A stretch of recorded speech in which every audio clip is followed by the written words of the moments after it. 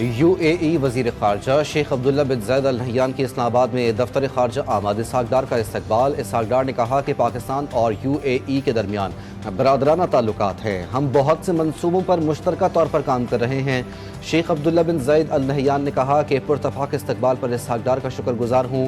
पाकिस्तान के साथ ताल्लुकात मज़ीद मजबूत करेंगे।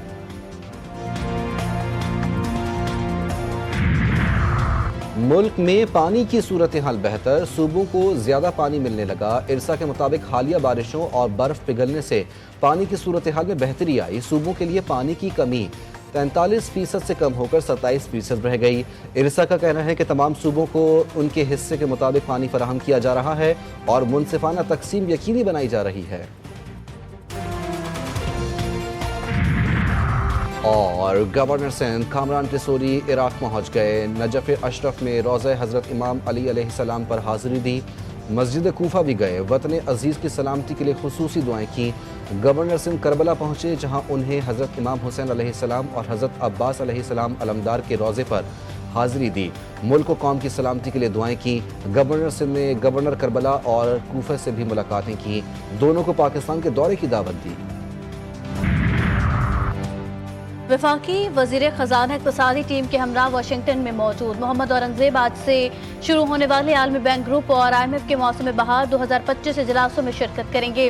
ये इजलास 26 अप्रैल तक जारी रहेंगे। वज़ीर ख़ज़ाना आलमी मालियाती इदारों चीन, बरतानिया, सऊदी अरब और तुर्की के वज़राए ख़ज़ाना से मुलाकातें करेंगे। वो 3.4 अरब डॉलर कर्ज की रीशेड्यूलिंग, रिकॉर्डिंग मंसूबे और निजकारी प्रोग्राम पर भी बातचीत करेंगे। वफाकी सेक्रेटरी इक़्तिसादी उमूर काज़िम नियाज़ भी वाशिंगटन के लिए रवाना।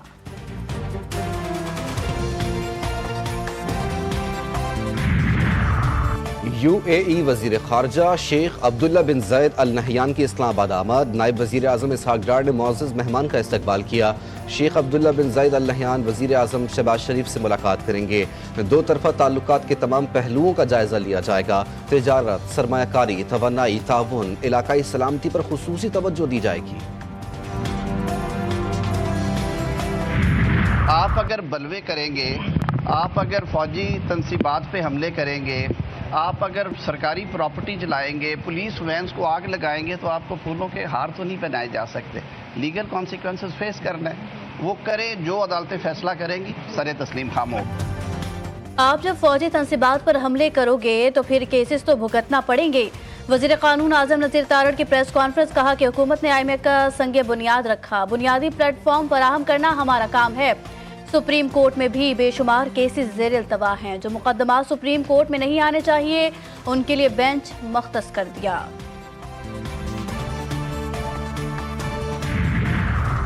वाटर बोर्ड के 5000 मुलाजमीन के 5 अरब रुपए वाजिबुल अदा हैं, जो कई साल से इदारे की खिदमत कर रहे हैं।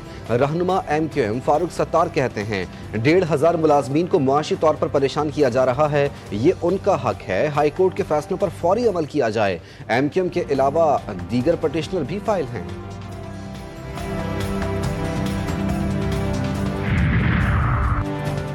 जस्टिस मंसूर अली शाह ने कायम मकाम चीफ जस्टिस ऑफ पाकिस्तान की हैसियत से हल्फ उठा लिया। जस्टिस मुनीब अख्तर ने हल्फ लिया। चीफ जस्टिस याया अफरीदी वक्त के हमरा बैरून मुमालिक के दौरे पर हैं। लाहौर और बाकू के दरमियान 2 साल बाद PIA की बराह रास्त परवाजें शुरू हो गईं। वज़ीर आज़म शहबाज शरीफ की जानिब से परवाज़ों की बहाली का खैर मकदम। ट्वीट में कहा कि लाहौर से बाकू के लिए परवाजें हमारे बरादर ममालिक के दरमियान सयाहत और इलाकाई रवाबित के लिए एक अहम संग मील है।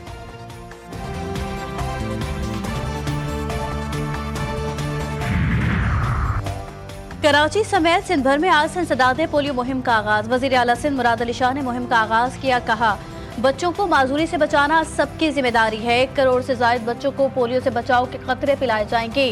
कराची में 27,60,000 बच्चों को कतरे पिलाने का हदफ मुकर्रर।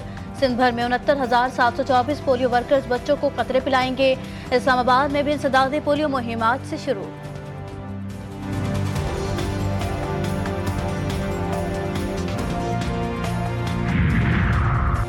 कराची की सड़कें खून से तर। एक और नौजवान ट्रैफिक हादसे में अब्दी नींद सो गया। गुलशन इकबाल में वाटर टैंकर की टक्कर से शहरी चल बसा।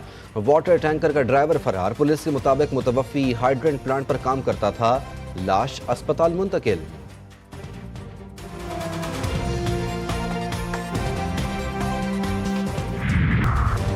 कराची के इलाके लियारी से कलअदम BLF का दहशतगर्द गिरफ्तार। मुलजिम हसास मकामात की वीडियोस बनाकर BLF को भिजवाता था।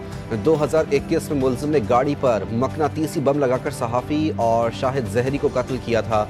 मजीद अहम इंकशाफात मुतवक्के हैं।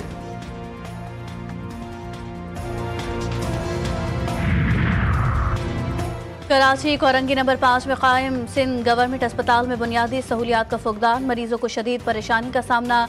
इंतजामी उमूर देखने वालों के कमरों में AC, मरीज को पंखे भी मुयस्सर नहीं। सख्त गर्मी, मरीज और तीमारदार कर्म में मुब्तला। अस्पताल में पीने का साफ पानी तक मौजूद नहीं।